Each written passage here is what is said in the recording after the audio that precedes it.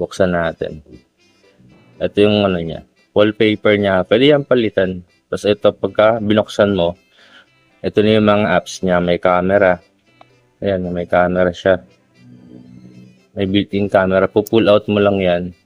Ito. Ayan.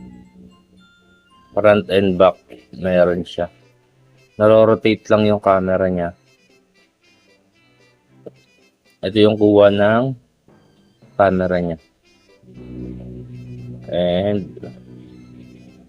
maganda rito, pwede ka mag-download kasi meron na siyang Play Store.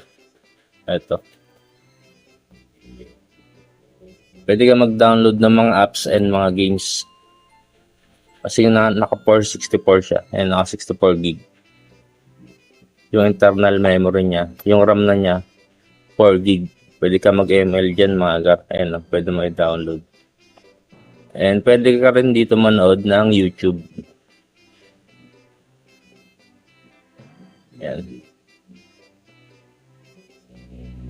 Ayan, pwede ka manood ng YouTube. Tapos, pwede ka rin dito mag-Facebook. Ito yung Facebook ko.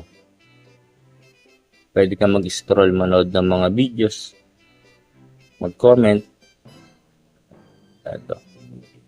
Tapos, pwede ka rin dito mag-video call and messenger. Dahil nga meron naman siyang camera dito. Ito. Ayan o. Pwede ka mag-messenger dyan. Video call. Magre-reply ka sa mga message. Pwede yan. Ito.